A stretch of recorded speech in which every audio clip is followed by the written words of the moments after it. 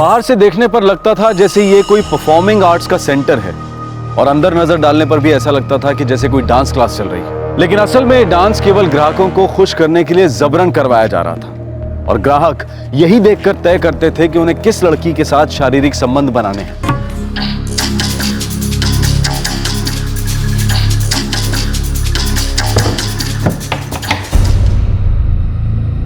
चौदह साल की पूर्णिमा एक ऐसे नाट्यगृह में कैद थी जहां नाबालिगों से देह व्यापार करवाया जाता था। लेकिन पूर्णिमा ऐसी जगह पहुंची कैसे? एक गरीब परिवार की लड़की जिसके सुनहरे भविष्य के सपने को उससे छीनकर उसे इस नर्क के अंधियारे में धकेल दिया गया।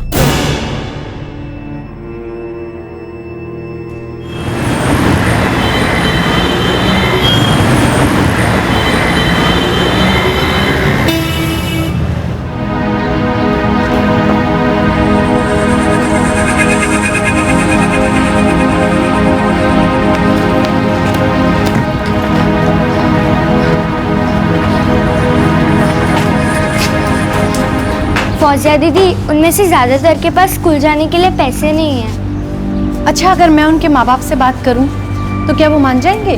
लगता तो है कि वो मान जाएंगे। कम से कम वो किरण के बाबा तो मान ही जाएंगे। वो लोग बहुत गरीब है ना, इसलिए। 4 बेटियां हैं उनकी, और किरण बड़ी बहन होने के नाते अपनी बहनों पूर्णिमा, रोहिणी और पूजा की देखभाल करती है। उनके बाबा मजदूरी करते हैं और उनकी माँ तो उन्हें छोड़कर ही भाग गई थी, इसलिए दोनों छोटी बहनों की जिम्मेदारी किरण और पूर्णिमा पर आ गई और उन्हें स्कूल छोड़ दिया। ठीक है, मैं उनसे बात करके देखती हूँ।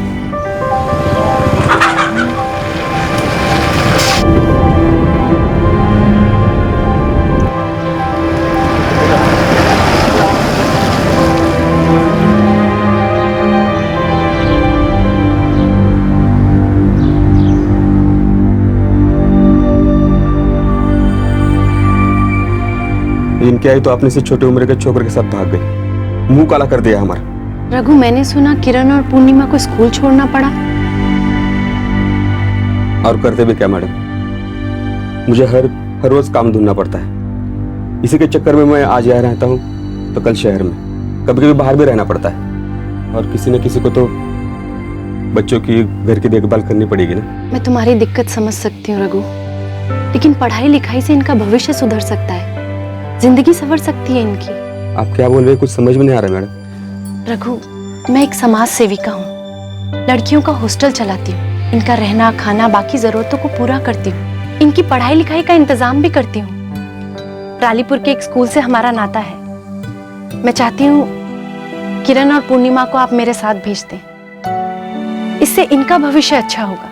रोहिणी और पूजा तो अभी बहुत छोटे हैं, हमारे यहाँ 10-11 साल से बड़े बच्चे ही भर्ती किए जाते हैं, पर मैं इन दोनों को भी बाद में ले जाऊंगी।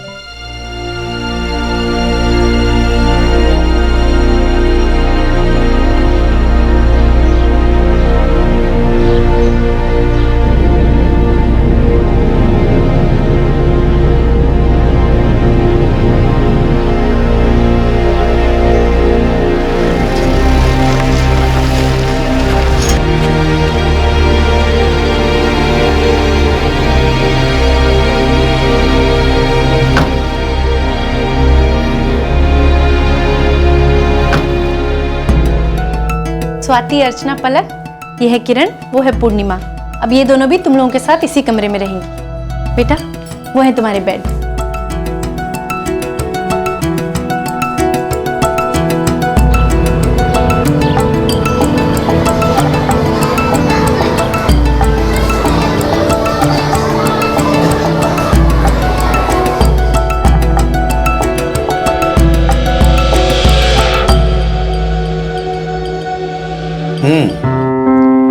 दोनों ने टेस्ट में तो बहुत अच्छा परफॉर्म किए हैं। सर, किरण ने 5वीं और पूर्णिमा ने 4थी तक अपने गांव के सरकारी स्कूल में पढ़ाई की है। दोनों बहुत होशियार हैं। गुड, दोनों कल से स्कूल आ सकती हैं।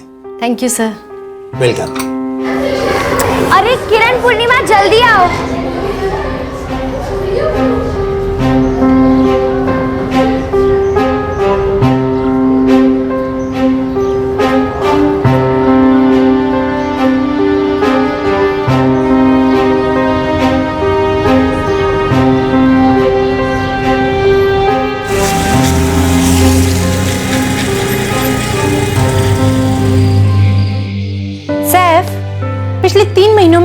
लड़कियों ने बहुत ही जल्दी सब कुछ सीखा है। That's great. ये सब तुम्हारी मेहनत का नतीजा है फौजिया। मेरा एक ख्वाब है, मैं अपना एक स्कूल खोलना चाहती हूँ। ऐसा जरूर होगा। तुमने गरीब बेसहारा बच्चों को रहने का इंतजाम, उनके अच्छे एजुकेशन का इंतजाम करने का सोचा था और तुमने कर दिया। और एक ना एक दिन तुम अपना स्कूल जरूर खोलोगी। I am very sure about that. देखना, ये सभी बच्चे बहुत कुछ हासिल करेंगे। मेरी बेटी हो, मुझे मिलने से ऐसे कैसे रोक सकते हो? देखिए भाई साहब, अभी आपको अंदर नहीं छोड़ सकता हूँ मैं। एक बार फौजिया मैडम आ जाएंगी तब चले आना अंदर। कब तक आएगी वो? बस आधे घंटे में आएंगी।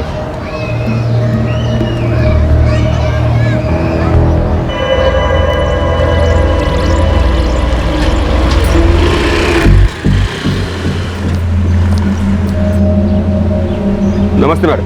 अरे रघु, कैसे हो? ये क्या हुआ? ये वो काम करते टाइम में गिर गया था मैडम। कैसे आना हुआ? मैं किरण और पूर्णिमा को यहाँ से वापस ले जाना चाहता हूँ। मैडम जी, अब मुझसे नहीं हो रहा है। मैंने सोचा था काम के साथ साथ जैसे तैसे करके बच्चों को संभाल लूंगा, लेकिन ऐसा कुछ नहीं हो रहा है। रघु, किरण और पूर्णिमा दोनों ही पढ़ाई में बहुत अच्छी हैं। ये इतनी होशियार और काबिल हैं, ये जिंदगी में बहुत कुछ हासिल करेंगी। बस थोड़े दिन और, फिर मैं रोहिणी और पूजा को भी अपने पास बुला लूंगी। नहीं मैडम जी, अब मैं इन्हें यहाँ नहीं रख सकता।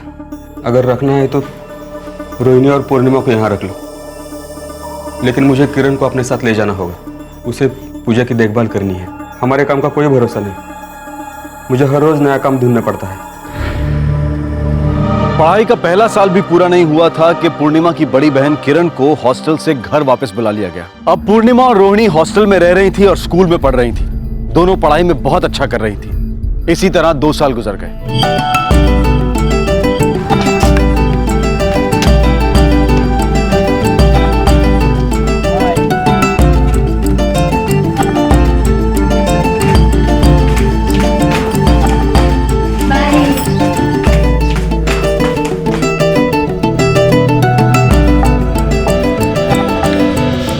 किरण का फोन आया था, उसने कहा है वो तुम दोनों को लेने आ रही है।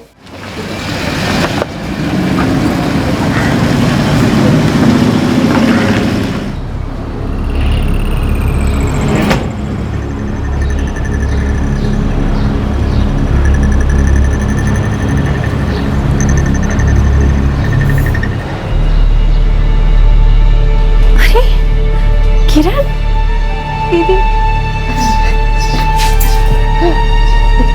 किरण कैसी है तू? मैं ठीक हूँ दीदी। अरे बहुत बदल गई है तू। किरण, सब ठीक तो है ना? जी दीदी। और पता है, तुम्हारे जाने के बाद ये और भी बदमाश हो गई है। सारी हॉस्टल की लड़कियों को परेशान करती है।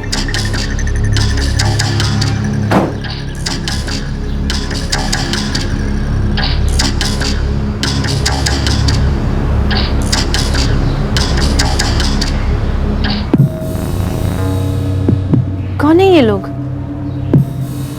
दीदी, वो जो सामने बैठे हैं ना, वो घनश्याम मामा है, और उनके साथ में जो है ना, वो नारायण मामा। किरण, सच सच बता, ये मामा कौन है? कहाँ से आया? और वो भी कार लेकर? दीदी, पिछले साल ही मेरी इनसे मुलाकात हुई थी। और तुम्हारी माँ? मुझे नहीं पता वो कहाँ है।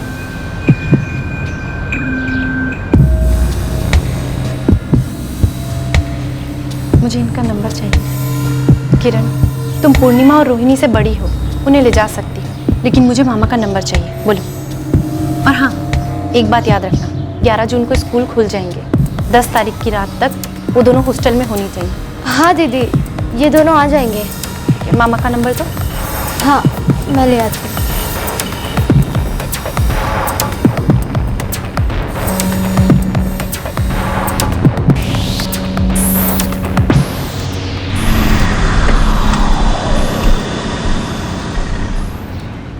बिना किसी सबूत के ऐसे कैसे किसी पर शक कर सकती हो तुम? आप ठीक कह रहे हैं सैफ, लेकिन मुझे ऐसा लगा जैसे किरण के साथ कुछ ठीक नहीं है। वो बहुत सजी सवरी हुई थी, अपनी उम्र से बड़ी लग रही थी, और अचानक से ही उसका मामा आ गया, वो भी कार लेकर। सैफ, मैंने उनका घर देखा है। वो लोग बहुत गरीब हैं। हो सकता है उनके मामा के पास कहीं से पैसे आ गए हो और अब वो उनकी मदद करना चाह रहा होगा। ऐसा लगा तो नहीं। मुझे तो रोहिणी और पूर्णिमा की बहुत चिंता हो रही है। किरण में कुछ तो ऐसा था कि मुझे शक हो रहा है। कुछ नहीं होगा, जून तक वेट करो, स्कूल खुलेंगे, बच्चे वापस आ जाएंगे। फिक्र मत करो, खाना खाओ।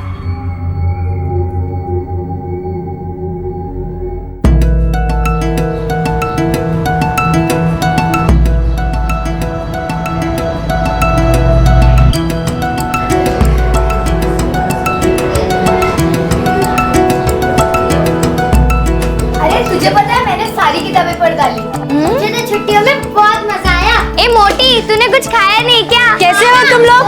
दीदी अरे छुट्टियां कैसी रही? बहुत अच्छी। अरे मौसी, वो बैग नेहा का है, उसे रूम नंबर 2 में रख दीजिए। नमस्ते। नमस्ते। The number you have called is currently switched off. Please try again later. The number you have called is currently switched off.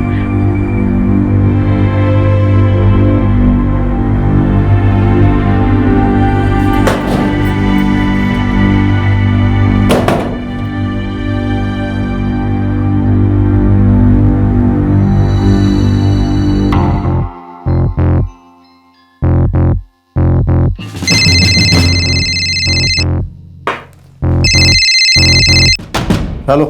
Ghanshyam ji बोल रहे हैं? हाँ बोल तो। घनश्याम जी, मैं फौजिया परवीन बोल रही हूँ। रालीपुर के गर्ल्स हॉस्टल में किरण के साथ आप आए थे रोहिणी और पूर्णिमा को लेने, तभी हमारी मुलाकात हुई थी। हाँ हाँ हाँ, याद है। घनश्याम जी, पूर्णिमा और रोहिणी वापस नहीं आई है और किरण का नंबर भी नहीं लग रहा है। अच्छा, पता नहीं, आप उनके घर पे जाके देखो। लेकिन किरण ने तो कहा था आप उनकी देखभाल कर रहे हैं। हाँ मैडम, वो तो ठीक है, लेकिन मैं 24 घंटे रखवाली थोड़ी ना करता हूँ। लेकिन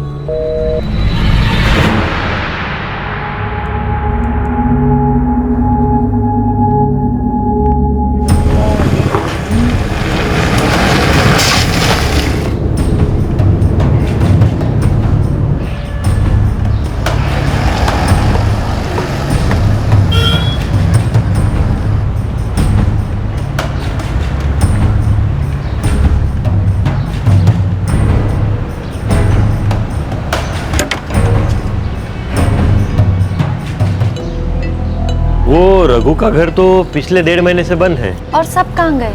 रघु, उसकी बेटियां, किरण, पूर्णिमा, रोहिणी, पूजा। यहाँ कुछ लफड़ा हुआ था मैडम, रघु को पुलिस पकड़ कर ले गई। किस लिए? कुछ उल्टा सीधा काम किया होगा।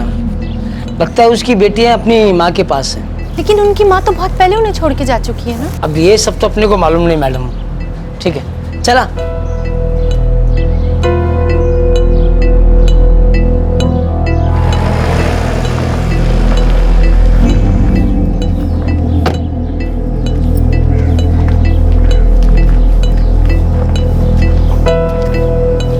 रघु? जी, रघु दिहाड़ी मजदूरी पे काम करता है। उसकी 4 बेटियां हैं, किरण, पूर्णिमा, रोहिणी, पूजा। नहीं मैडम, ऐसे किसी रघु को हमने हिरासत में नहीं लिया है। लेकिन मुझे रघु के जानने वाले ने यही बताया है। हो सकता है मैडम किसी और थाने में उसको पकड़ा गया हो, हमारे यहाँ तो नहीं।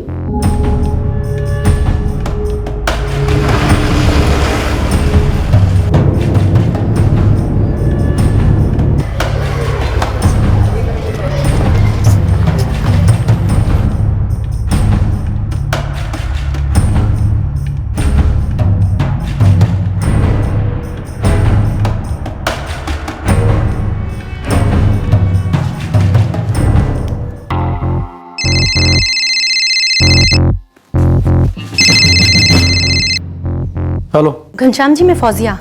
सॉरी, मैं फिर से आपको तकलीफ दे रही हूँ। मैं किरण के घर गई थी, लेकिन मुझे वहाँ कोई नहीं मिला।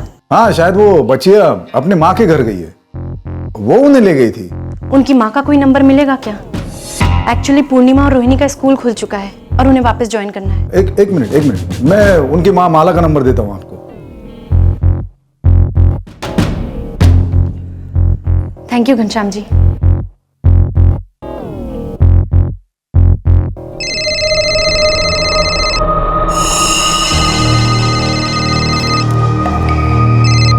हेलो। हेलो, माला जी? हाँ बोलते हैं, अपन कौन? माला जी, मैं रालीपुर से फौजिया परवीन बोल रही हूँ। मैंने पूर्णिमा पूर्णिमा और रोहिणी के लिए फोन किया है। क्या वो आपके साथ हैं? हो, मेरे साथ है। क्यों, क्या बात है? माला जी, शायद आपको पता होगा, ये दोनों पिछले 2 साल से यहाँ रालीपुर में मेरे हॉस्टल में रहकर पढ़ाई कर रही थी। इस साल छुट्टियों में किरण इन्हें ये बोलकर लेकर गई थी कि स्कूल खुलते ही वापस छोड़ जाएगी, लेकिन स्कूल खुल गए और अभी तक ये दोनों नहीं आए। वो उनको अब आगे पढ़ना नहीं है ना, अब इसीलिए। ऐसा नहीं हो सकता, वो दोनों तो बहुत अच्छी स्टूडेंट्स हैं। वो यहाँ बहुत अच्छे से पढ़ाई कर रही थी। मैं उनकी माँ हूँ, उन्हें अच्छे से जानती हूँ। वो बात सही है माला जी, लेकिन बच्चियों के भविष्य का सवाल है। मैंने कहा ना, अब उन्हें आगे नहीं पढ़ना है। वो मेरी बच्चियां हैं, उनके अच्छे बुरे का ख्याल है मुझे। माला जी, अचानक क्या हो गया है? आपको उनके भविष्य की चिंता नहीं है? अपने बच्चों का ख्याल कैसे रखना है ये मुझे आपसे सीखने की जरूरत नहीं है। ठीक है माला जी, जैसी आपकी मर्जी। आपके बच्चे हैं, आप उन्हें ज्यादा अच्छे से जानती हैं। माला जी, फिर भी मेरी आपसे एक रिक्वेस्ट है, उन्हें आसपास के किसी भी स्कूल में भर्ती करा दीजिए, उनकी पढ़ाई जारी रहे। वैसे अभी आप कहाँ पे हैं? मैं खैराम गांव में हूँ और मैं आपकी बात का ख्याल रखूंगी। मुझे अच्छा लगेगा। आपको शायद उनके स्कूल लिविंग सर्टिफिकेट की जरूरत पड़ेगी, आप कहें तो मैं भिजवा दूं? नको रहो दे, आप, मैं खुद ही ले लूंगी। उनकी स्कूल का नाम आचार्य विद्या भवन है, यही रालीपुर में है। और कोई भी दिक्कत आए तो मुझे फोन कीजिएगा, ये मेरा नंबर है। जी जी, धन्यवाद धन्यवाद।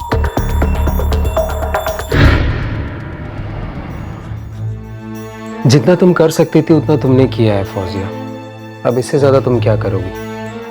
इसलिए परेशान मत हो और फिक्र मत करो। कैसे ना करूं सैफ, मुझे लग रहा है कहीं कुछ ठीक नहीं है। मैं मानता हूँ कि तुम्हें बच्चियों की चिंता है, लेकिन तुम सिर्फ एक सोशल वर्कर हो, उन बच्चों के पेरेंट नहीं हो, उनके गार्जियन नहीं हो, इसलिए ज्यादा जोर मत लगाओ।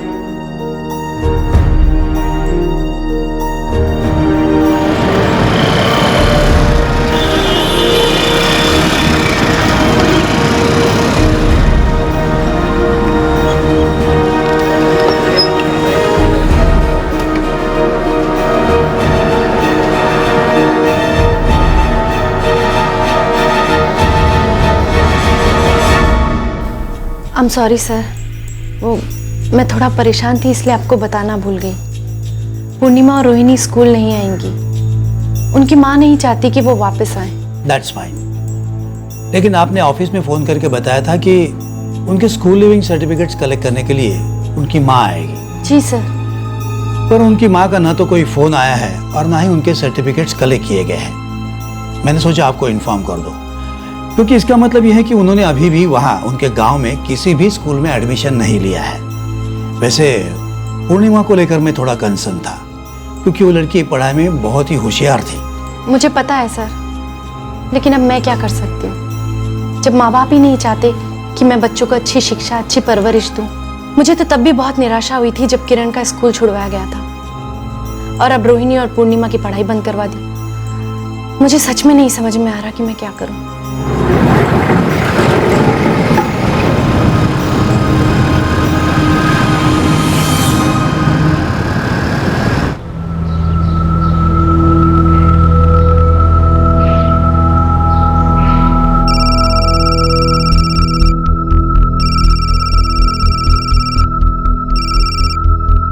हेलो माला जी, मैं रालीपुर से फौजिया बोल रही हूँ।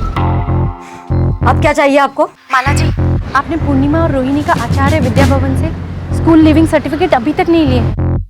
आपने उन्हें किसी और स्कूल में भर्ती कराया भी है? देखिए, मैंने आपको पिछली बार भी कहा था, ये मेरी बच्चियां हैं, आप उनके फिक्र छोड़ दे। माला जी, ऐसे आप उनका भविष्य बर्बाद कर रही हैं। एक अच्छे भविष्य पर उनका पूरा हक है। उनकी माँ मैं हूँ या आप जाकर अपने बच्चों के भविष्य की चिंता क्यों नहीं करती? माला जी प्लीज, आप गुस्सा मत होइए। मैं रोहिणी और पूर्णिमा का भला चाहती हूँ। क्या मैं एक बार पूर्णिमा से बात कर सकती हूँ? नहीं, कोई जरूरत नहीं है। उनका भला बुरा सोचने के लिए मैं यहाँ हूँ, और अगर दोबारा आपने यहाँ फोन किया ना तो मैं पुलिस में आपकी शिकायत कर दूंगी और उनसे कह दूंगी कि आप मेरी बच्चियों को बहका रही हैं।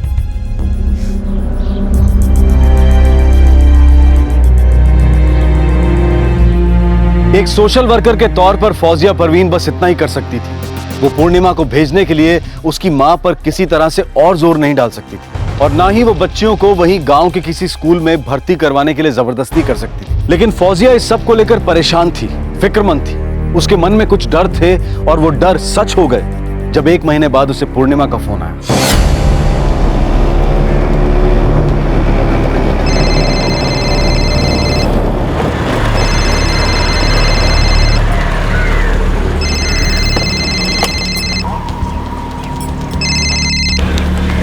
हेलो हेलो फौजिया दीदी।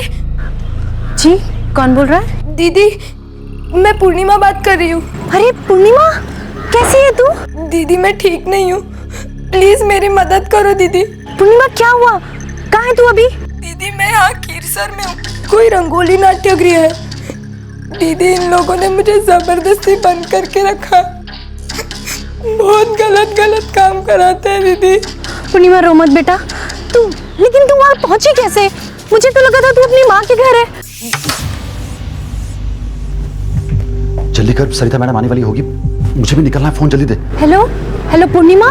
दीदी मैं आपको बाद में फोन करती हूँ।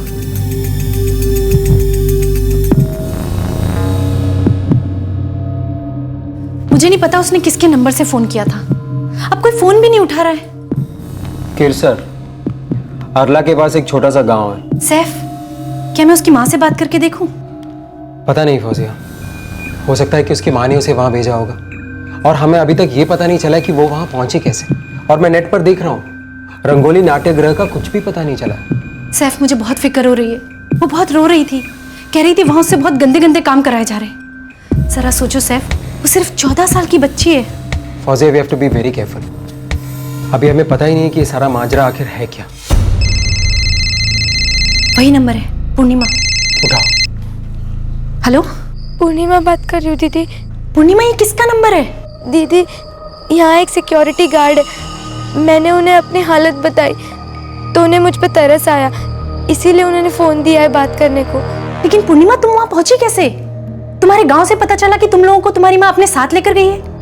माँ से बात हुई तो उसने कुछ नहीं बताया। और किरण कहाँ है? मालूम नहीं किरण दीदी कहाँ है, मुझे तो मेरे आई ने इन लोगों को बेचा है। यहाँ कस्टमर के सामने नचाते हैं और जिन कस्टमर को मैं पसंद आई उनके साथ गंदे काम करवाते हैं। दीदी प्लीज मुझे बचा लो, प्लीज। बेटा तू फिक्र मत कर, मैं कुछ ना कुछ करती हूँ। सबसे पहले तो मुझे तेरा पता ढूंढना होगा, फिर ही मैं तेरी मदद कर सकती हूँ। दीदी प्लीज मुझे ऐसे बाहर निकालो, प्लीज।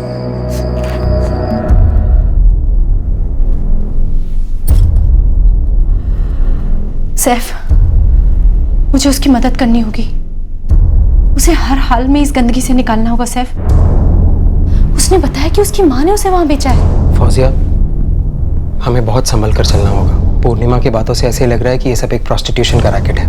सैफ, वो एक बच्ची है, सिर्फ 14 साल की।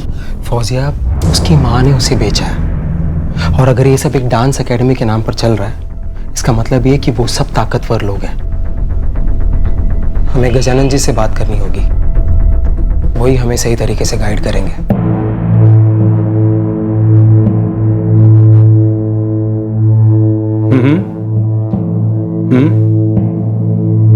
हाँ ठीक है, मैं देख लूंगा। अच्छा, ठीक। हाँ, रंगोली नाट्यगृह केसर। वो वहां कैद है, शायद उसकी माँ ने उसे वहां बेचा है। फौजिया जी, जो बात आप कह रही हैं वो सच भी हो सकती है। मैंने उस एरिया के सारे डिटेल्स निकलवाए थे। अगर ये सच है तो हमें उस लड़की को बचाना होगा। उन लोगों के सर पे बड़े लोगों का हाथ है, आप समझ सकती हैं ये लोग कौन होंगे। गजानन जी, हम किसी भी तरह उस बच्ची को बाहर कैसे निकालें वहां से? क्या हम उस सरिता मैडम से बात नहीं कर सकते? नहीं, वहां पुलिस को रेड डालनी होगी। सच बताऊं तो ऐसे धंधे जो हैं वो बिना ऊपरी सपोर्ट के नहीं चलते हैं। हमें बहुत सावधानी से काम करना होगा। तो क्या करें गजानन जी? पूर्णिमा बहुत होनहार है, उसका पूरा फ्यूचर पड़ा है। अचानक उसकी माँ उसके बाप के यहाँ से उसे ले आई, उसके बाप का अता पता नहीं है, उसकी बड़ी बहन का भी कहीं अता पता नहीं है। उसने फोन कर कर किसी तरह मुझे अपनी हालत बताई है। मैं मुंबई के कुछ बड़े सरकारी अफसरों को जानता हूँ, उनमें से मैं किसी से बात कर लूंगा, और मेरी सलाह है कि आप उनसे मिल लेना, वो आपकी कोई ना कोई हेल्प जरूर करेंगे। गजानन जी, आप चाहो तो कुछ भी। सैफ, समझो मेरी भी कुछ मजबूरियां हैं। हो सकता है जिस लड़की के बारे में तुम बात कर रहे हो वो बाहर आना चाहती हो, लेकिन बहुत सारी लड़कियां अपनी मर्जी से भी ये सब करती हैं, और ये सब एक कल्चरल सेंटर की तरह चल रहा है जिस पे सामने से कुछ नहीं किया जा सकता। कुछ और तरीका ढूंढना होगा। मैं किसी से बात करके रखता हूँ और कल आपको बता दूंगा, आप लोग जाके उससे मिल लेना।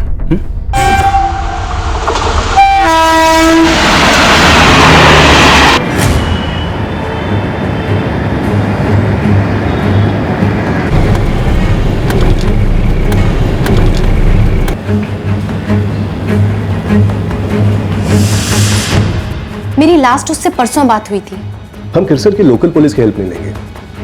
मैं आपकी बात आदला के एक सीआईडी ऑफिसर से करा देता हूं। हेलो शमशेर जी, नमस्कार, मीर बोल रहा हूं। नमस्कार मीर जी, कहिए। शमशेर जी, मामला एक बच्ची का है जिसे किरसर में कैद करके रखा है। ये तो आरला का भारी इलाका है। मामला सेंसिटिव है, लड़की को बचाना है। रालीपुर की फौजिया परवीन नाम की एक सोशल वर्कर है, वही मामला लेकर आई है।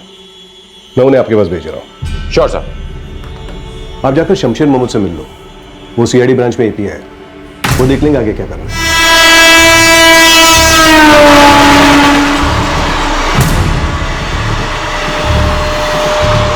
देखिए, मैंने इस रंगोली नाट्यगृह के बारे में पता किया है। सर, मैं जिस लड़की की बात कर रही हूँ उसका नाम पूर्णिमा है और वो 14 साल की है। देखिए फौजिया जी, मुझे अपनी टीम से डिटेल में बात करनी होगी, फिर हम रेट प्लान करेंगे। ये आप कब करेंगे सर? क्योंकि बच्ची की हालत बहुत खराब है। आप फिक्र मत कीजिए, हम जल्दी ही कुछ करेंगे।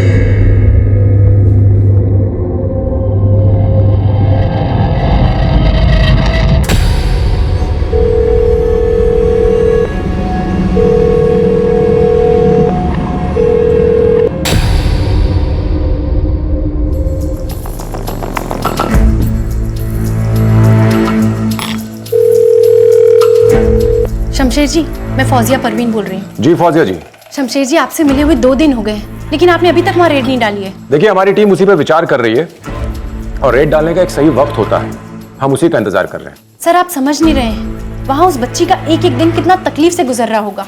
देखिए फौजिया जी, मैं आपकी बात समझ रहा हूँ, लेकिन हमें इस मामले में सावधानी बरतनी होगी। उन्हें जरा भी भनक नहीं लगनी चाहिए। सर, जो भी है जल्दी कीजिए, बच्ची तकलीफ में और हमें उसे बचाना है। यू डोंट वरी, हम जल्दी कुछ करेंगे।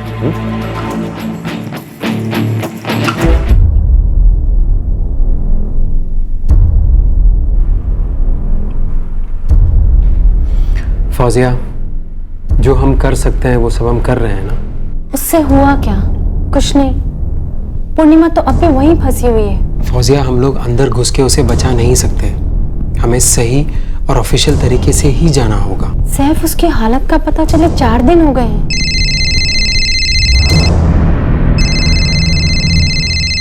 पूर्णिमा वाले नंबर से फोन है। हेलो दीदी, प्लीज मुझे बचा लो। बेटा, फिक्र मत कर तू, मैं बहुत जल्दी तुझे वहां से निकालूंगी, बहुत जल्दी।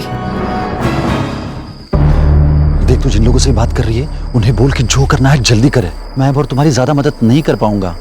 अगर पकड़े गए तो मैं तो मुश्किल में पड़ूंगा ही, तुम मुझसे भी बड़ी मुश्किल में पड़ जाओगी, समझी? बहुत तकलीफ में है वो और मैं हाथ पे हाथ धरे बैठी हूँ। मैं और ऐसे बैठ के उन लोगों का इंतजार नहीं कर सकती जो अब तक सिर्फ सोच विचार कर रहे हैं। मुझे ही कुछ करना होगा।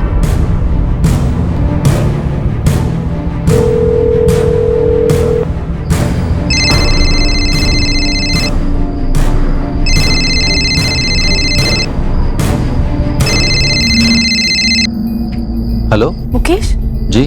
मैं फौजिया परवीन बोल रही हूँ। जी, मैं जानता हूँ आपको, बोलिए। थैंक यू मुकेश, तुम पूर्णिमा की बहुत मदद कर रहे हो। क्या थोड़ी सी हेल्प और कर सकते हो? देखो मैडम, अब तक जो मैंने हेल्प की है वो बहुत है, अब मैं इससे ज्यादा कुछ नहीं कर सकता।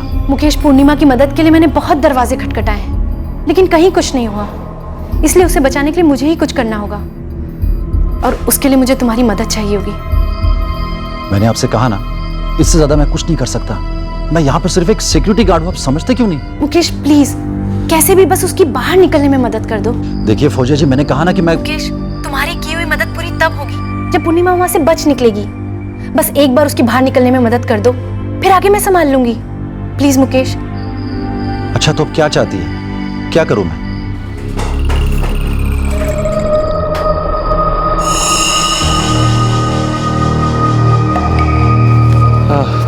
चल मुकेश, तू निकल, फिर सुबह टाइम पे आ जाना। अरे यार ललन, सुनना, कल मुझे छुट्टी चाहिए थी यार, घर पे एक बहुत जरूरी काम निकला है, तो मैं सोच रहा था कि मैं नाइट शिफ्ट भी कर लेता हूँ, तू सुबह आके मेरी ड्यूटी कर लेना।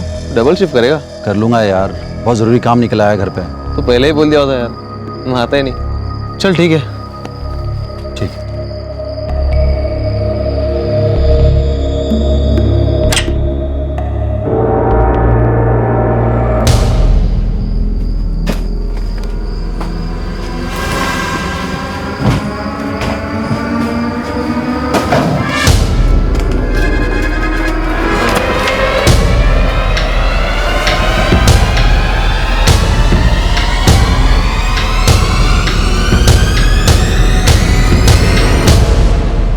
पूर्णिमा, पूर्णिमा, पूर्णिमा,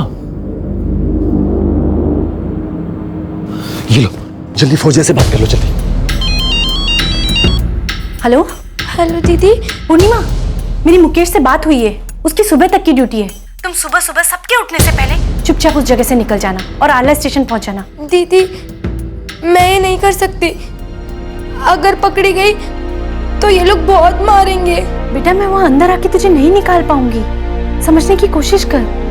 तुझे ही किसी तरह हिम्मत करके आना होगा। मुकेश तेरी मदद करेगा, वो किसी को पता नहीं चलने देगा। तू बस आला स्टेशन पहुंच जाना, आगे मैं सब संभाल लूंगी। और हाँ, आला स्टेशन पहुंचते ही मुझे फोन करना। बेटा तू इतना करेगी ना? हाँ दीदी करूंगी।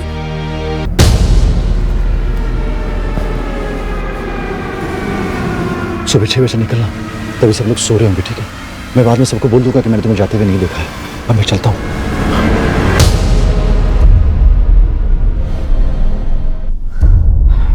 फौजिया, तुम्हें क्या लगता है कि तुम जो कर रही हो वो सही कर रही हो? और मैं क्या करूं सैफ, कब तक दूसरों के भरोसे बैठी रहूं?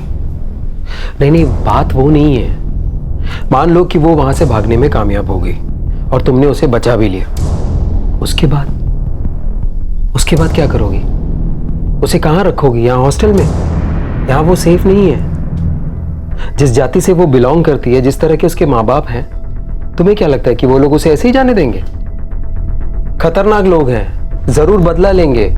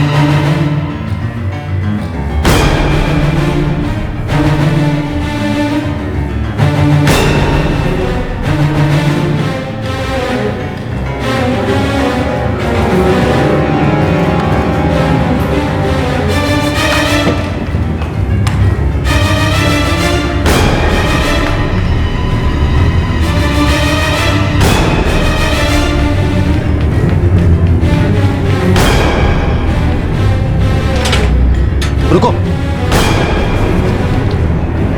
इसे रखो और यहां से जल्दी से भागो।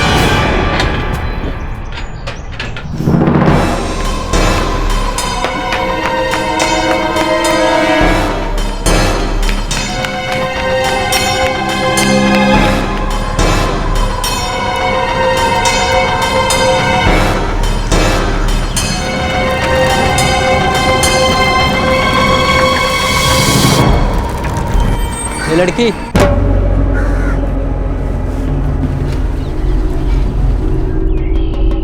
कहाँ जा रही है? आरला स्टेशन कहाँ है? आरला स्टेशन यहाँ से 25 किलोमीटर दूर है। आगे मेन रोड से बस मिल जाएगी तुझे। मैं छोड़ दूँ क्या वहाँ तक? आ बैठ, मैं छोड़ देता हूँ।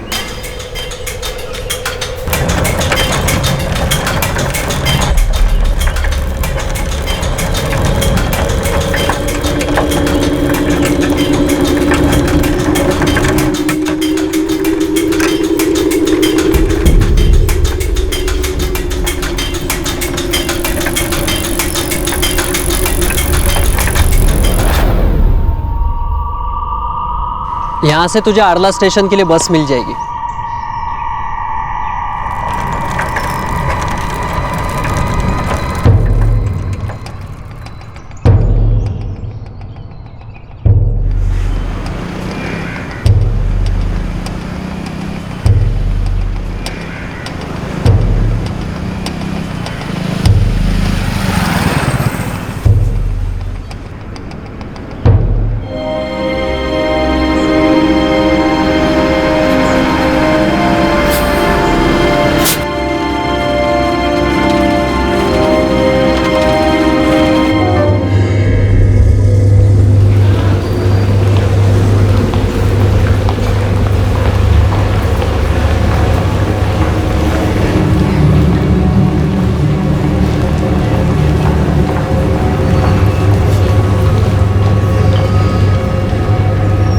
दीदी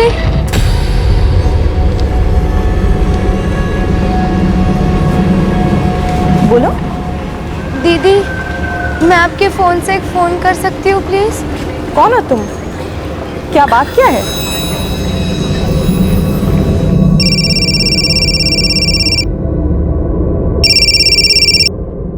हेलो हेलो फौजिया दीदी, मैं पूर्णिमा बात कर रही हूँ। हाँ मैं आरला स्टेशन पहुँच गई। तुम एग्जैक्टली कहाँ हो और ये किसके नंबर से बात कर रही हो? मैं यहाँ है ना, एक पुलिस दीदी है, उन्होंने ही फ़ोन दिया है बात करने को। अच्छा ठीक है, मेरी उनसे बात कराओ। फौजिया दीदी आपसे बात करना चाहती है। हेलो जी, मैं आरपीएफ कांस्टेबल प्राची कोंडोस्कर बोल रही हूँ। प्राची, मैं फौजिया परवीन बोल रही हूँ। मैं रालीपुर में एक सोशल वर्कर हूँ और मैंने ही पूर्णिमा को वहाँ भाग के आने के लिए बोला था। उसे किसी ने कैद करके रखा था। बस मैं आरला स्टेशन पहुँच रही हूँ, तुम थोड़ी देर उसका ख्याल रख सकती हो मेरे आने तक? जी वो ठीक है, लेकिन अगर ऐसी कोई बात है तो मामले की रिपोर्ट करनी होगी। मैं वहाँ आके पूरे मामले को संभाल लूंगी, बस आप मेरे आने तक उसका ख्याल रखिएगा। फौजिया सैफ, पूर्णिमा भाग निकली है, आरला स्टेशन पर रेलवे पुलिस के पास है। सुनो, बी केयरफुल, आप संभालना। हाँ। और वहां पहुंचते ही मुझे फोन कर देना। ठीक है।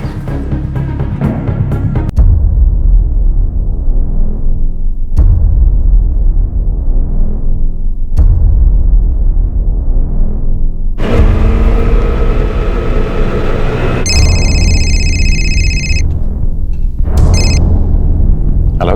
हेलो शमशेर जी, फौजिया परवीन। हाँ फौजिया जी, देखिए आप चिंता मत कीजिए, हम इस मामले के बारे में गंभीरता से सोच रहे हैं। शमशेर जी, वो लड़की वहाँ से भाग आई है, अभी आरला स्टेशन पर रेलवे पुलिस के पास है। मैं वहीं जा रही हूँ, लेकिन मुझे 3 घंटे लग जाएंगे। अगर आप जाकर किसी तरह लड़की की कस्टडी ले लेंगे तो बड़ी मेहरबानी होगी। ऑलराइट, मैं उस बच्ची की जाकर कस्टडी लेता हूँ, आप सीधे सीआईडी ऑफिस पहुंचिए। Thank you very much Shamsher ji.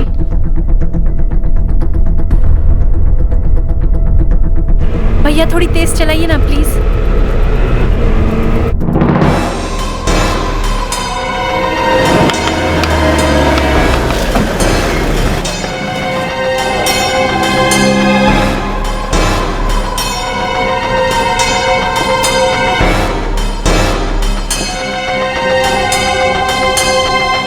Excuse me, पूर्णिमा नाम की लड़की यहीं पे? जी हाँ, वो यही है। पूर्णिमा उस जगह से भागने में कामयाब रही और फौजिया ने उसे जिस जगह पहुंचने के लिए कहा था वो वहां पहुंच गई। लेकिन क्या उसकी तकलीफों का सिलसिला अब थमने वाला था?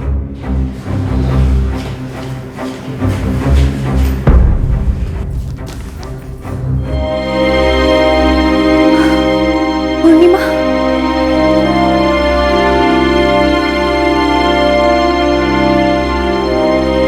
बस बेटा बस बस। Thank you so much sir. बस अब मैं पूर्णिमा को अपने साथ ले जाना चाहूंगी। जी हाँ, जरूर ले जाइएगा, लेकिन उससे पहले एक एफआईआर दर्ज कर दीजिए। क्योंकि ये लड़की नाबालिग है तो अच्छा होगा कि आप एक एफआईआर दर्ज कर दें। सर, मुझे इस एफआईआर के चक्कर से दूर ही रखिए, मैं इसकी देखभाल अच्छे से कर लूंगी। देखिए फौजिया जी, आप समझ नहीं रही। आप ही ने रिपोर्ट की थी ना कि इस बच्ची को जबरदस्ती बंदी बना के रखा गया और अब ये वहां से खुद भाग कर आई, और आप इसकी रिश्तेदार नहीं। इसलिए 3 टेकरी पुलिस स्टेशन में इसकी रिपोर्ट होनी जरूरी है, क्योंकि आरला रेलवे स्टेशन उसी के अंडर पड़ता है और ये बच्ची वहीं पाई गई थी। देखिए, अगर आपने ऐसा नहीं किया तो कल आप परेशानी में पड़ सकती। आप ही ने बताया था ना कि इसी की मां ने इसे बेच दिया था। कल को हो सकता है वही उठकर आपके ऊपर इसके अपहरण का केस दर्ज कर दे। सर, आपकी बात सही है, लेकिन इसके घर वाले बहुत खतरनाक लोग हैं। अगर मेरा एफआईआर में नाम आया तो वो मुझे परेशान करेंगे। सर, आप मुझे इससे बाहर रखिए। देखिए, एफआईआर तो दर्ज करनी ही पड़ेगी, और चूंकि ये नाबालिग है तो किसी न किसी एडल्ट को ही इसकी रिपोर्ट दर्ज करनी होगी। सर, हमें नैना मैडम से बात करनी चाहिए, वो इस केस को सही तरह से संभाल लेंगी। ये ठीक रहेगा।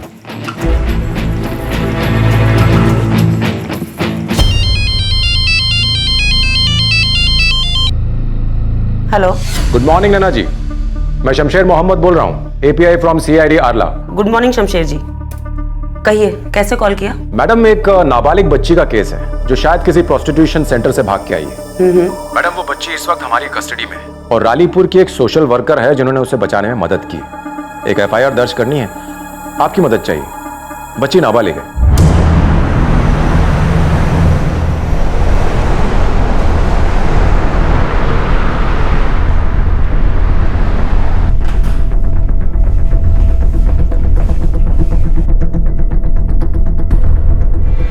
मैं समझ गया आप क्या कहना चाहती है, लेकिन ये लड़की किरसर से भाग कर आई है ना बेटा? हाँ भाभी साहब, लेकिन उसने रेलवे पुलिस में रिपोर्ट किया था और इस बच्ची को हमने वहीं से अपनी कस्टडी में लिया। मैं समझ रहा हूँ, लेकिन आप समझने की कोशिश कीजिए शमशेर साहब। ये लड़की किरसर से भाग कर आई है, वो रंगोली नाट्यगृह से, और वो किरसर पुलिस स्टेशन के अंडर आता है। लेकिन एटलीस्ट आप एफआईआर तो दर्ज कर सकते हैं। वो इनवैलिड होगा और वो मेरे थाने के तहत भी नहीं आता। वो कैसे इनवैलिड होगा? देखिए, इन्वेस्टिगेशन के लिए केस किरसर थाने ही ले जाना पड़ेगा, इसीलिए आपको वहीं पे एफआईआर दर्ज करना चाहिए। ओह, आप मुझे अपनी रूल बुक दिखाइए जिसमें कहीं भी ये लिखा हो कि यहाँ पर एफआईआर फाइल नहीं हो सकती। तो शमशेर साहब, आप अपनी ब्रांच में एफआईआर क्यों नहीं दर्ज कर लेते? सारा बोझ हमारे सर पर क्यों डाल रहे हैं? देखिए भाभी साहब, हमारा इन्वेस्टिगेशन डिपार्टमेंट, हमारा काम है तहकीकात करना। मैं सिर्फ आपकी पुलिस स्टेशन में एक एफआईआर फाइल करना चाहता हूँ, उसके बाद इन्वेस्टिगेशन मैं संभाल लूंगा। पर ऐसा नहीं हो सकता। आप खामखा मुझसे बहस क्यों कर रहे हैं? कानून के अनुसार एफआईआर कहीं भी दर्ज हो सकती है। मिस्टर भावे, मुझे लगता है आपको कानून एक बार फिर से पढ़ लेना चाहिए। देखिए मैडम, किसी भी सरकारी मुलाजिम पर इस तरह उंगली नहीं उठा सकती। मैं सिर्फ प्रोसीजर फॉलो कर रहा हूँ। एक प्रोसीजर होता है जीरो एफआईआर, कभी सुना है आपने उसके बारे में? जिसके अनुसार केस अगर आपके एरिया से बाहर का भी हो तो भी आप उसे यहाँ दर्ज कर सकते हैं। और हाँ, इस वक्त यहाँ विक्टिम भी है और मैं कंप्लेनेंट हूँ। मिस्टर भावे, आपको यह एफआईआर दर्ज करनी ही होगी। देखिए मैडम, आप मुझे कानून के खिलाफ कुछ भी करने के लिए मजबूर नहीं कर सकती। ये कानून ही है। शमशेर साहब, प्लीज आप ही इन्हें समझाइए। भावे साहब, आप एक सेकंड के लिए मेरे साथ बाहर आएंगे प्लीज।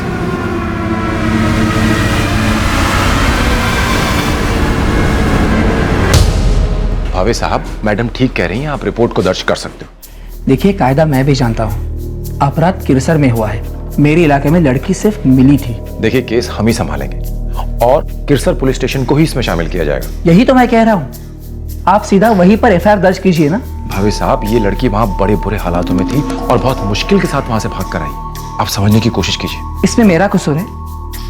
बताइए मुझे।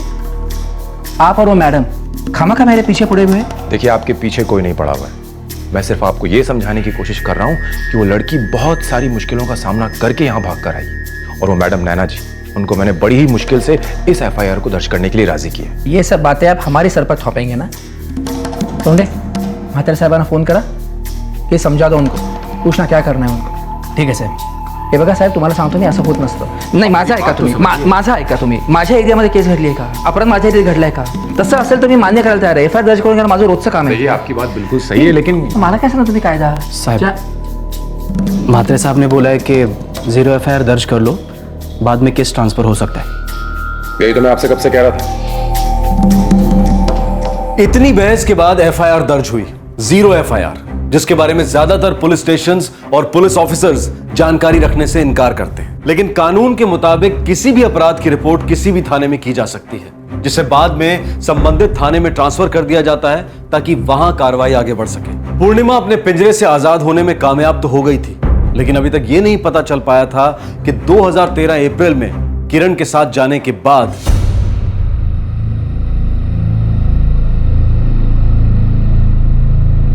पूर्णिमा के साथ आखिर क्या हुआ था.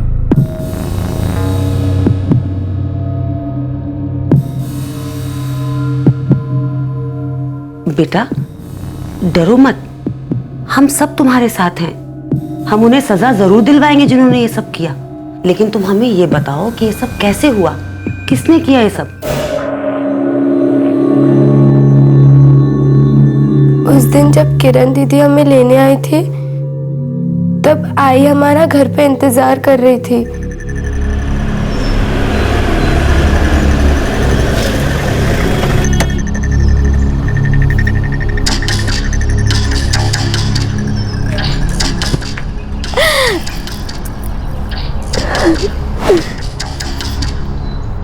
बाबा कहाँ है?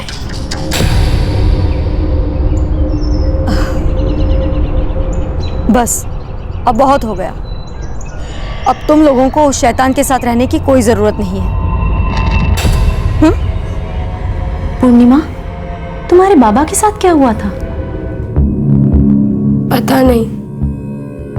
आई ने कहा कि उन्होंने किरण दीदी के साथ कुछ गलत किया था, इसीलिए पुलिस उन्हें पकड़ के ले गई. और उसके बाद तुम्हारी आई तुम्हें खेराम गांव लेके गई। हाँ, वहाँ वो किसी गिरीश नाम के आदमी के साथ रहती थी। माला, मैं बाहर निकल रहा हूँ, शाम तक लौटूंगा। फिर एक दिन आई मुझे किसी संदीप रानी के घर ले गई। चल पूर्णिमा, लवकर कर।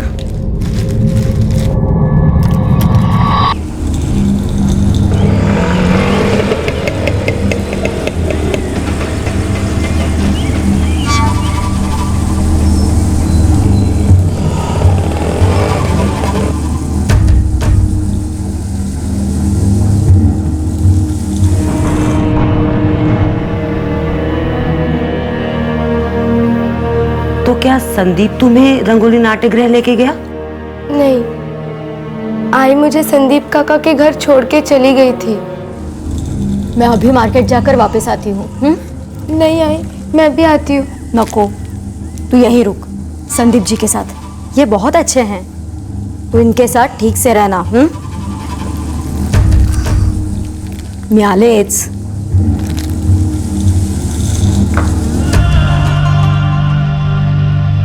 प्लीज काका, प्लीज। डरो मत, देखो तुम्हें थोड़ा भी डर नहीं होगा। प्लीज काका, मत करो ऐसा। अरे तू अपना मुंह बंद रखे ही है, लगाऊंगे। काका प्लीज मुझे जाने दो, प्लीज काका। जाने दूंगा, बस तू चुप रह और जैसा कहता हूं ना वैसा करती जा, समझी?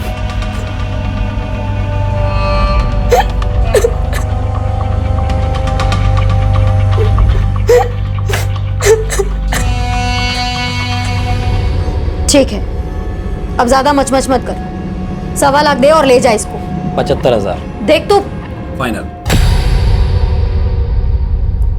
वो प्रताप भैया थे। तो प्रताप तुम्हें रंगोली लेके गया?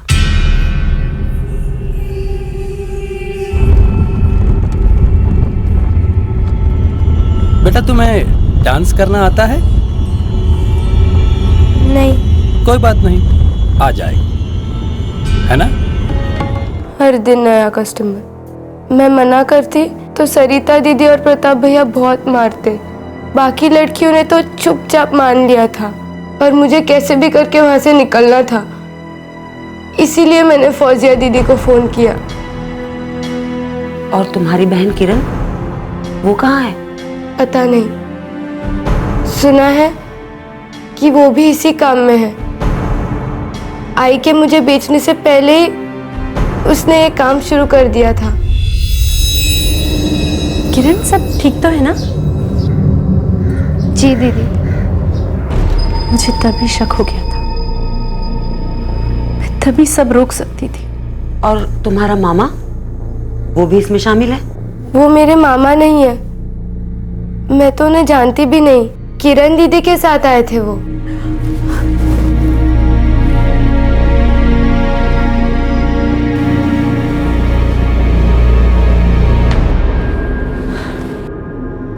देखिए, लड़की का फिजिकल एक्सप्लॉयटेशन हुआ है और कई बार हुआ है। उसके साथ जबरदस्ती भी हुई है। उसके शरीर पर बहुत सारे जख्मों के निशान मिले हैं, कई नए हैं, कई पुराने।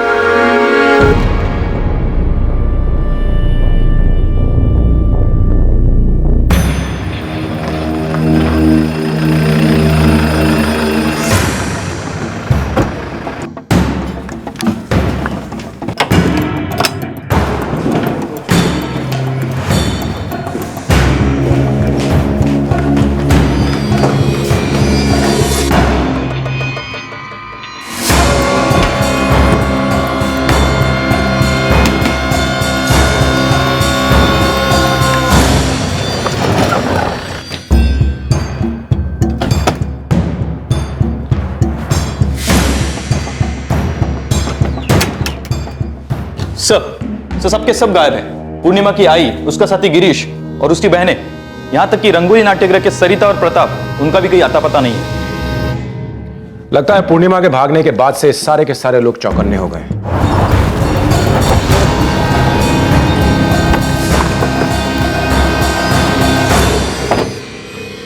नहीं साहब, मुझे नहीं पता वो कहाँ है। तुम ही किरण के साथ पूर्णिमा और रोहिणी को लेने आए थे ना? वो तो साहब मैं किरण की मदद करने के लिए गया था। मदद? मैंने किरण के लिए पैसे दिए थे। मैंने खरीदा नहीं था उसको साहब, आप समझ रहे हो ना। वैसे मैंने कई बार किरण के लिए पैसे दिए, तो एक बार उसने मदद मांगी तो मैंने उसकी बहनों को घर लाने में उसकी मदद कर दी। किरण कहाँ है इस वक्त? पता नहीं साहब, मैं तो उसको कॉल भी नहीं करता।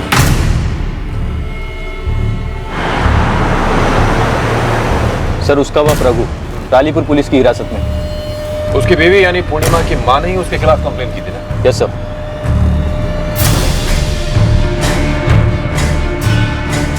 एक काम करो, तुम अपने सारे खबरियों को काम पर लगा दो। अगर इन लोगों ने खुद से सरेंडर नहीं किया तो समझो ये तो गए काम से। बेटा, तुम्हें डरने की, फिक्र करने की कोई जरूरत नहीं। अब तुम हमारे पास हो और हम तुम्हारा पूरा ख्याल रखेंगे। दीदी, मेरे पापा ने मेरे साथ कुछ गलत नहीं किया था। वो तो मेरे आई ने कहा था कि अगर कोई पूछे कि मैं उसके साथ क्यों हूँ तो ऐसा बता दूँ। बाबा कहाँ है? बस अब बहुत हो गया।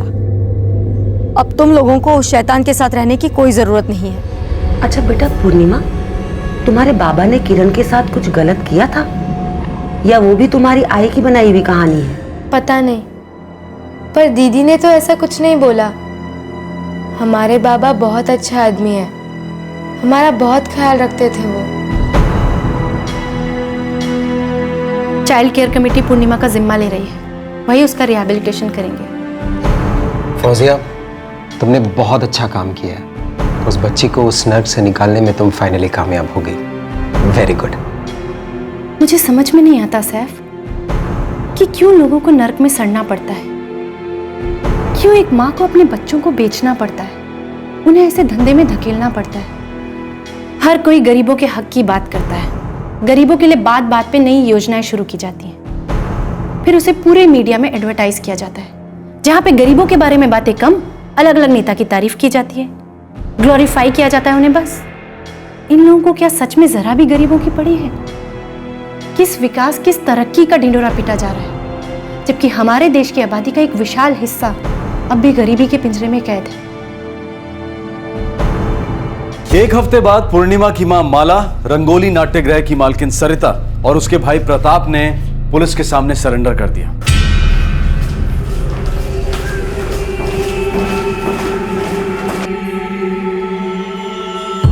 ये सब झूठ है साहब। मैंने कभी पूर्णिमा को संदीप को नहीं बेचा। संदीप कहाँ है? मुझे नहीं मालूम साहब, वो बस एक दोस्त है इसीलिए उसके घर पर गए थे। बाकी पूर्णिमा जैसा बोल रही है वैसा कुछ भी नहीं हुआ था। माला, पूर्णिमा सिर्फ 14 साल की छोटी बच्ची है, उसे तो ठीक से झूठ बोलना तक नहीं आता। और सरिता और प्रताप ने कबूल कर लिया है कि डांस एकेडमी की आड़ में वो दोनों प्रोस्टिट्यूशन का धंधा चला रहे थे। इसलिए फालतू की नौटंकी बंद करो। तुमने अपने पति पर झूठा इल्जाम लगाया कि उसने अपनी बच्चियों के साथ गलत हरकत की, ताकि फिर तुम्हें बच्चों की कस्टडी मिल जाए और उन्हें बेच करके पैसा कमा सको। हम बहुत गरीब है साहब। सदियों से हमारा नाचने गाने का काम रहा है। हमारे समाज की लड़कियां नाच कर लोगों को खुश करके पैसे कमाती आई हैं। यह हमारी रोजी रोटी है। मैं तो अपने बच्चियों को जीने की ताकत दे रही हूँ, ताकि कल को अपना पेट भरने के लिए उन्हें किसी के सामने हाथ ना फैलाना पड़े। तुम्हारी बेटी किरण कहाँ है? उसे कहाँ बेचा तुमने? मैंने उसे कहीं नहीं बेचा है साहब। अपनी बड़ी बहन के यहाँ रह रही है वो। मैंने उससे कुछ नहीं कहा। वो जो कर रही है अपनी मर्जी से कर रही है, अपनी जिंदगी अच्छे से गुजार रही है साहब। इसे तुम अच्छी जिंदगी कहती हो? माला, तुम्हारी बच्चियां पढ़ रही थी, एक अच्छी जिंदगी गुजारने की राह पर थी, बड़े होकर के कुछ बन जाती, और तुम्हें जरा भी ख्याल है कि तुमने उनके साथ क्या किया है? उन्हें कहां से लेके कहां छोड़ दिया? तुमने उनकी जिंदगी बर्बाद कर दी। माला, सरिता और प्रताप न्यायिक हिरासत में हैं। उन पर आईपीसी की धारा 376 के तहत बलात्कार के लिए और धारा 363 के तहत अपहरण के लिए चार्जेस लगाए गए हैं। 366 है नाबालिग लड़की को देह व्यापार के लिए मजबूर करने, 342 बंधक बनाने और सेक्शन 6 प्रोटेक्शन ऑफ चिल्ड्रन के तहत भी मामले दर्ज किए गए हैं। पूर्णिमा अभी चाइल्ड केयर कमेटी के पास है और उसके साथ काउंसलिंग सेशंस जारी हैं। पूर्णिमा की बड़ी बहन किरण और छोटी बहनें पूजा और रोहिणी सबसे बड़ी बहन मीनाक्षी के साथ रह रही हैं, जो मात्र 18 साल की एक विधवा है। ऐसा माना जाता है कि किरण अब भी देह व्यापार में लिप्त है। उनके पिता रघु अब भी पुलिस हिरासत में हैं और उसके खिलाफ लगे इल्जाम की जांच चल रही है। माला का बयान दर्ज किया जा चुका है। ऐसा अनुमान लगाया जा रहा है कि उसने सिर्फ अपनी बेटियों की कस्टडी हासिल करने के लिए अपने पति पर यह झूठा इल्जाम लगाया। संदीप राणे, जिसने सबसे पहले पूर्णिमा को खरीद कर उसके साथ जबरदस्ती की थी, अब भी लापता है। क्या दोषियों को सजा मिलेगी? कितनी सजा मिलेगी, कब सजा मिलेगी, ये तो वक्त ही बताएगा। अगर एक समाज सेविका ने उस 14 साल की बच्ची का ख्याल नहीं किया होता तो वो उस पिंजरे में ही कैद रह गई होती। प्रशासन और कानून व्यवस्था प्रणाली यही सोचती रही कि क्या कदम उठाया जाए। बाद में इस पे बहस होती रही कि एफआईआर कहां दर्ज की जाए, पर किसी को भी ये ख्याल नहीं आया कि उस बच्ची पर क्या गुजर रही होगी। गरीबों के हक का ढिंडोरा पीटकर एक दूसरे पर कीचड़ उछालना, गालियां देना, सोशल मीडिया पर इंटेलेक्चुअल्स की जमात को एक दूसरे के विरुद्ध खड़ा करना, हमारे फ्रीडम फाइटर्स की विरासत पर लड़ना, ऐसे में प्रशासन का ये जबरदस्ती का शोर महज एक धोखा लगता है। हिंदुस्तान का चेहरा बदल रहा है। कौन सा चेहरा? महानगरों का। लेकिन उस दूसरे चेहरे, दूर दराज देहाती हिंदुस्तान के चेहरे की किसी को परवाह भी है? वहां रह रहे लोगों का क्या, जो आज भी यही मानकर दिल को सुकून दिए बैठे हैं कि यही उनका भाग्य है, यही उनकी नियति है, जो उनके माथे पे एक गरीब के घर में पैदा होते ही लिखती गई थी। आपसे फिर मुलाकात होगी क्राइम पेट्रोल दस्तक में एक और नए केस के साथ। तब तक अपना ख्याल रखें, सुरक्षित रहें और याद रखें, देश का विकास सही मायने में तभी होगा जब उस देश के गांव और देहात भी विकसित होंगे। जय हिंद। इस तरह के और भी एपिसोड देखने के लिए हमारे चैनल को सब्सक्राइब करें और बेल आइकन दबाना ना भूलें।